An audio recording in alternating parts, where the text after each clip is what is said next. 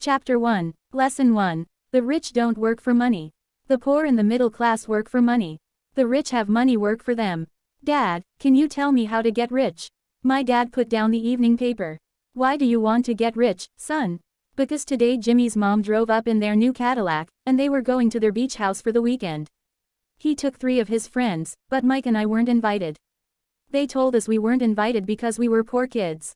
They did? My dad asked incredulously. Yeah, they did, I replied in a hurt tone.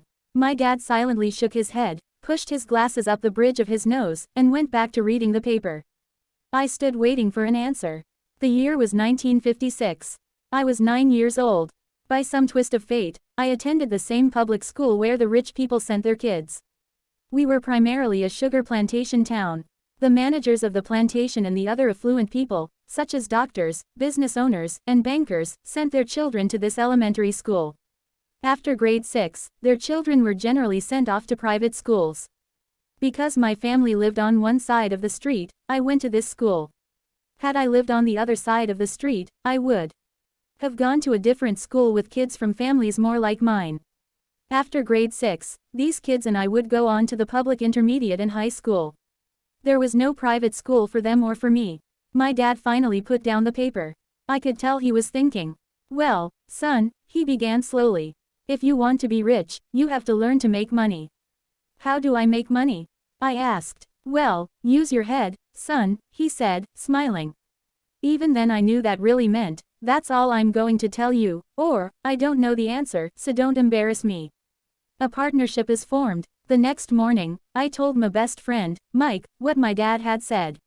As best as I could tell, Mike and I were the only poor kids in this school. Mike was also in this school by a twist of fate. Someone had drawn a jog in the line for the school district, and we wound up in school with the rich kids.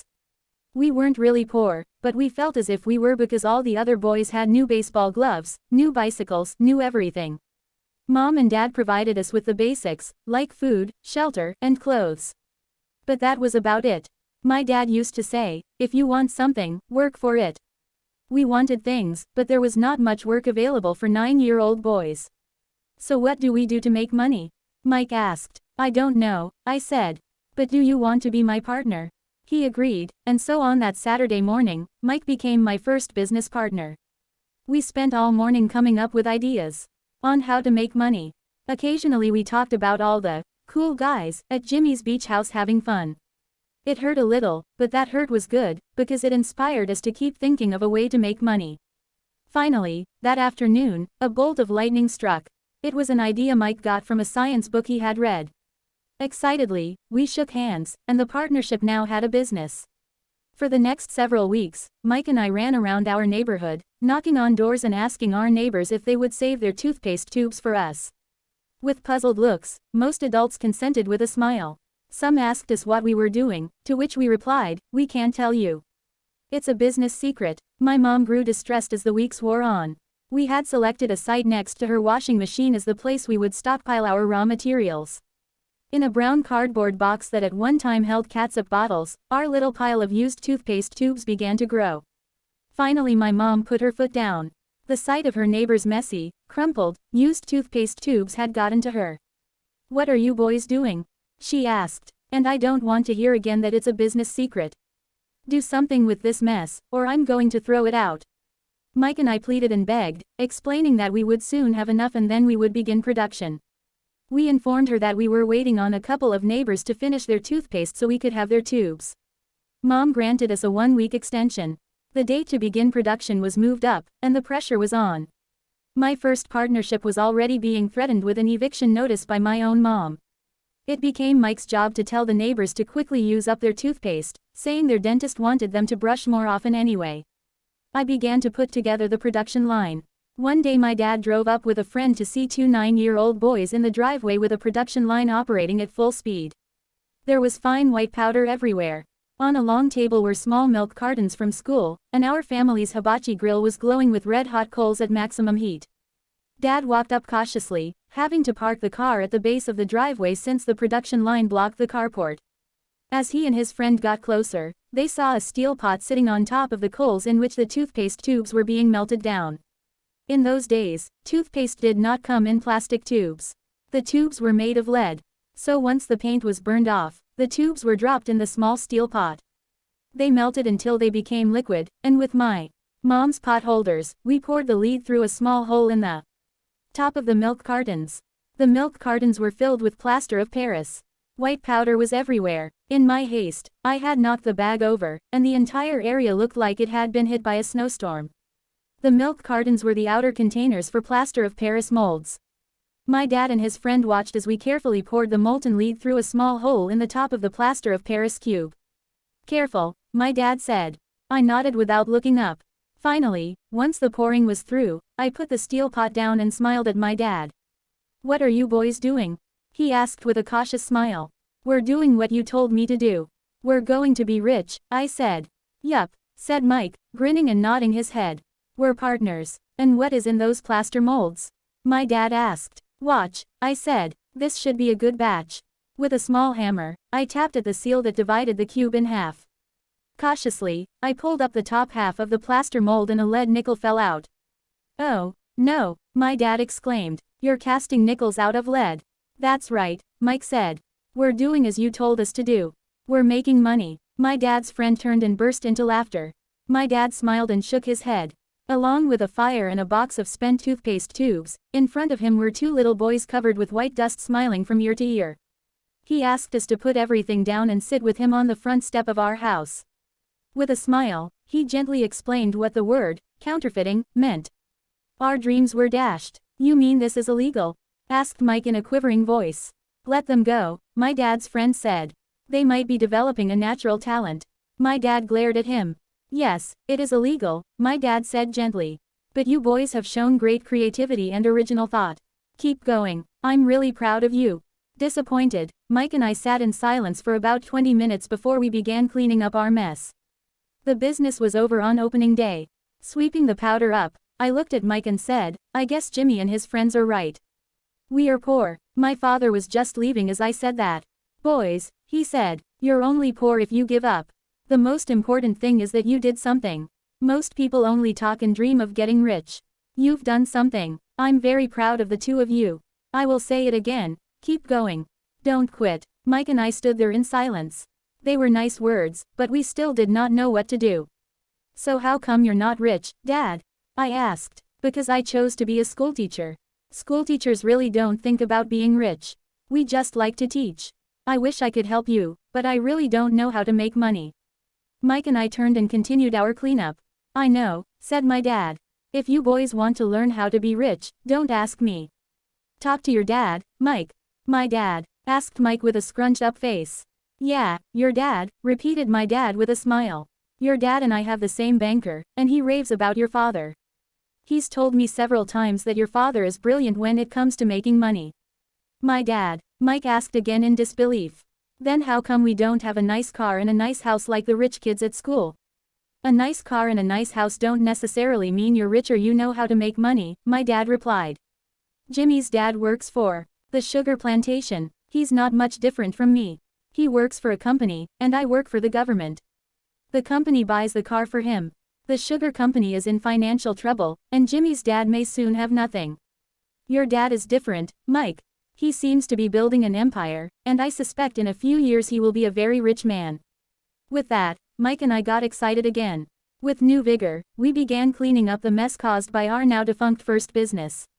As we were cleaning, we made plans for how and when to talk to Mike's dad.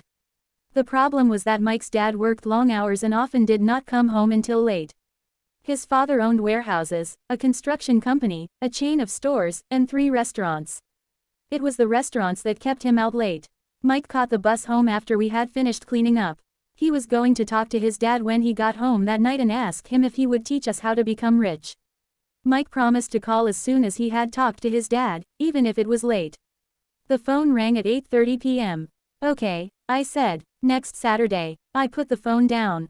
Mike's dad had agreed to meet with us. On Saturday I caught the 7:30 a.m. bus to the poor side of town. The lessons begin. Mike and I met with his dad that morning at 8 o'clock.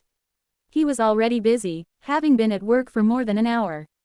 His construction supervisor was just leaving in his pickup truck as I walked up to his simple, small, and tidy home. Mike met me at the door. Dad's on the phone, and he said to wait on the back porch, Mike said as he opened the door. The old wooden floor creaked as I stepped across the threshold of the aging house. There was a cheap mat just inside the door. The mat was there to hide the years of wear from countless footsteps that the floor had supported. Although clean, it needed to be replaced. I felt claustrophobic as I entered the narrow living room that was filled with old musty overstuffed furniture that today would be collector's items. Sitting on the couch were two women, both a little older than my mom. Across from the women sat a man in workman's clothes. He wore khaki slacks and a khaki shirt, neatly pressed but without starch, and polished work boots. He was about 10 years older than my dad. They smiled as Mike and I walked past them toward the back porch. I smiled back shyly. Who are those people? I asked. Oh, they work for my dad. The older man runs his warehouses, and the women are the managers of the restaurants. And as you arrived, you saw the construction supervisor who was working on a road project about 50 miles from here. His other supervisor, who is building a track of houses, left before you got here. Does this go on all the time? I asked. Not always, but quite often, said Mike, smiling as he pulled up a chair to sit down next to me. I asked my dad if he would teach us to make money, Mike said. Oh, and what did he say to that? I asked with cautious curiosity. Well, he had a funny look on his face at first, and then he said he would make us an offer. Oh, I said, rocking my chair back against the wall. I sat there perched on two rear legs of the chair. Mike did the same thing. Do you know what the offer is? I asked. No, but we'll soon find out. Suddenly, Mike's dad burst through the rickety screen door and onto the porch. Mike and I jumped to our feet, not out of respect, but because we were startled. Ready, boys? He asked as he pulled up a chair to sit down with us. We nodded our heads as we pulled our chairs away from the wall to sit in front of him. He was a big man, about 6 feet tall and 200 pounds. My dad was taller, about the same weight, and 5 years older than Mike's dad. They sort of looked alike, though not of the same ethnic makeup. Maybe their energy was similar. Mike says you want to learn to make money. Is that correct, Robert? Quote. I nodded my head quickly, but with a little trepidation. He had a lot of power behind his words and smile. Okay, here's my offer. I'll teach you, but I won't do it classroom style. You work for me, I'll teach you. You don't work for me, I won't teach you. I can teach you faster if you work, and I'm wasting my time if you just want to sit and listen like you do in school. That's my offer. Take it or leave it. May I ask a question first? I asked. No, take it or leave it. I've got too much work to do to waste my time. If you can't make up your mind decisively, then you'll never learn to make money anyway. Opportunities come and go. Being able to know when to make quick decisions is an important skill. You have the opportunity that you asked for. School is beginning, or it's over in 10 seconds, Mike's dad said with a teasing smile. Take it, I said. Take it, said Mike. Good, said Mike's dad.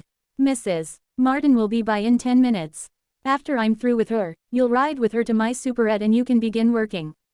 I'll pay you 10 cents an hour, and you'll work 3 hours every Saturday.